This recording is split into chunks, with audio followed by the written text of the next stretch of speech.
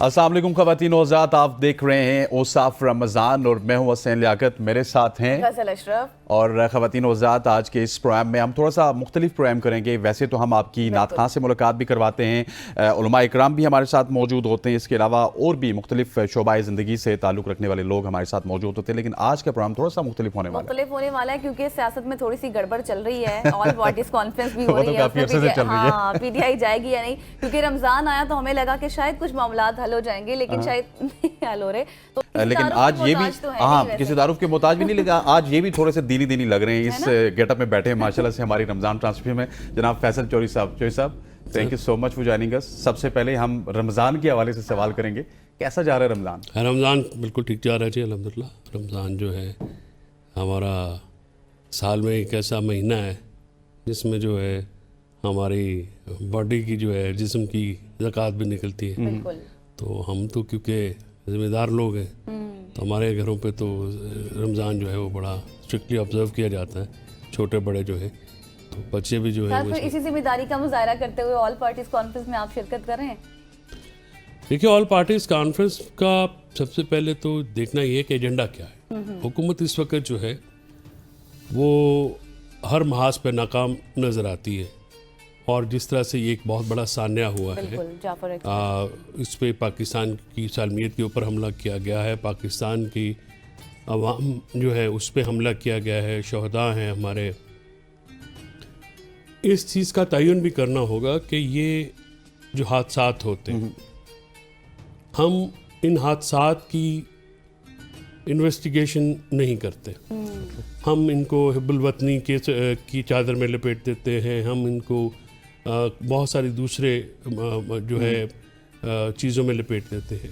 اب یہ ڈیمانڈ کرتی ہے یہ چیز کہ اتنے بڑے سانحے کی جو سیکیورٹی فیلیئرز ہوئے ہیں اس کی تحقیقات کی جائے، کیونکہ اس کے بلوچستان گورنمنٹ جو ہے وہ ریکارڈ پہ ہے کہ ان کو ان کی پیشگی اطلاع نہیں تھی، اور وہاں پہ جس طرح قسم کی بارڈر کی سچویشن ہے، بی ایل اے جیسی آرگنائزیشنز ہیں پاکستان کے خلاف کام کر رہی ہیں، ان کو بیرونی فنڈنگ ہے، لیکن آپریٹ تو پاکستان میں ہو رہی ہیں، تو کیسے ہو رہی ہیں؟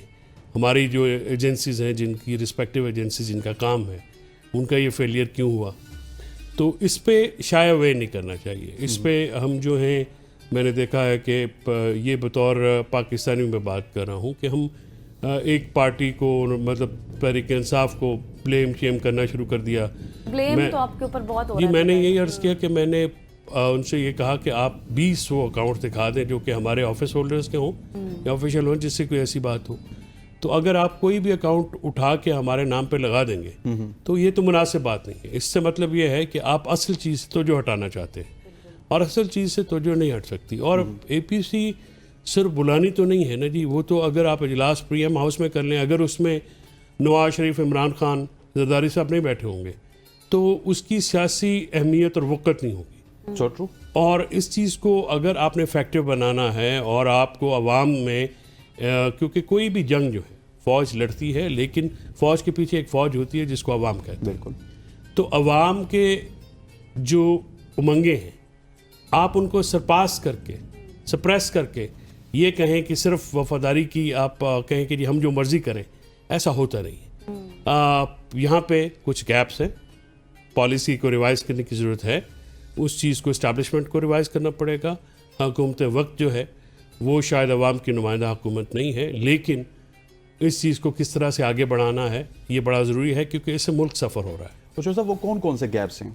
دیکھیے، آپ اتنی بڑی جنگ فوج لڑ رہی ہے، شہادتیں ہو رہی ہیں، لڑکے شہادتیں دے رہے ہیں، اور پولیس کے بھی زیادہ خراب ہو رہے ہیں، تو اس سے آپ کو جو بیکنگ ہے جیسی ہونی چاہیے، جو یکجہتی ہونی چاہیے، قومی یکجہتی، وہ نظر نہیں آتی۔ اس کی وجہ یہ ہے کہ الیکشن ہو، سیاست میں مداخلت ہو، جب تک آپ آئینی ادارہ کار میں واپس نہیں جائیں گے۔ آپ نے اوور لیپ کر لیا ہے، اس وقت پارلیمنٹ سبسروینٹ ہے، عدلیہ کے اوپر بھی انتظامیہ کا ایگزیکٹو کا قبضہ ہو گیا ہے 26ویں ترمیم کے بعد، اور بجائے کہ عدلیہ کو زیادہ افیکٹو کیا جاتا، ان کی افیکٹونیس کٹیل کر دیا گیا ہے، کم کر دیا گیا ہے۔ تو ان چیزوں کے اوپر آپ کو غور کرنے کی ضرورت۔ پھر ملک میں دہشت گردی اس وقت تک کٹیل نہیں ہوگی جب تک تمام سیاسی جماعتوں کے بیکنگ نہیں ہوگی آپ کو. پھر عوام کی بہت بڑی تعداد ہے جو تحریک انصاف کے ساتھ ہونے والی زیادتیوں کے اوپر نالاں ہے, ناراض ہے.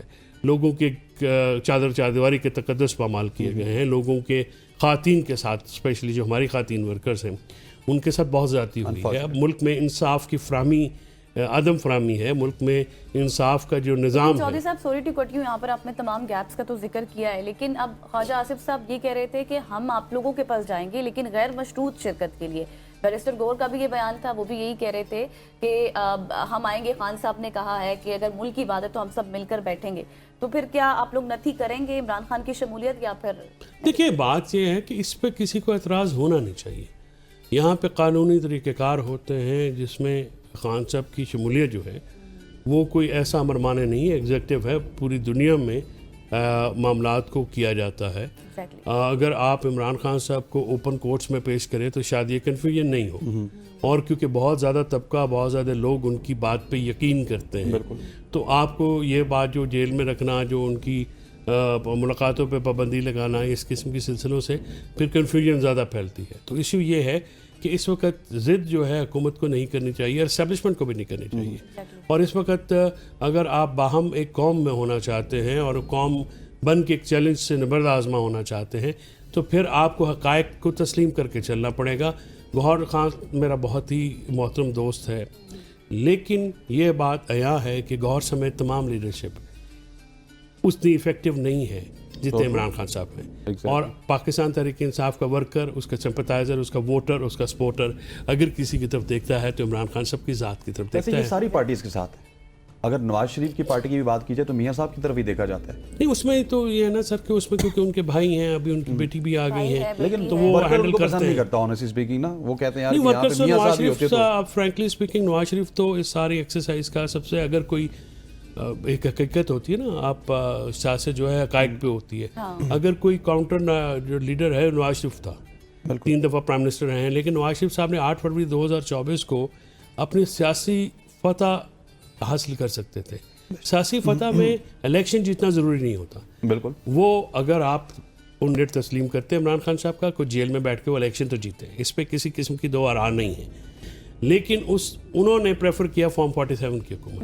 ابھی وہ حکومت ضرور کر رہے ہیں, سیاست ان کی ختم ہو گئی ہے, لوگ ان سے دوری اختیار کر کے ہیں. اور آج بھی انڈیپینڈنٹ الیکشن ہو تو میں آپ کو یقین دلاتا ہوں کہ کوئی بھی پارٹی, چاہے ساری پارٹیاں اکٹھے ہو جائیں, عمران خان صاحب کی سیاست میں مقابلہ نہیں کر سکتی ہیں. آپ کو یاد ہوگا جب ان کی واپسی ہوئی تھی فیصل صاحب, تب لگ رہا تھا, ان کو خود بھی لگ رہا تھا کہ ان کی مقبولیت اس طرح سے ہے, لیکن انفارچونیٹلی نہیں تھی.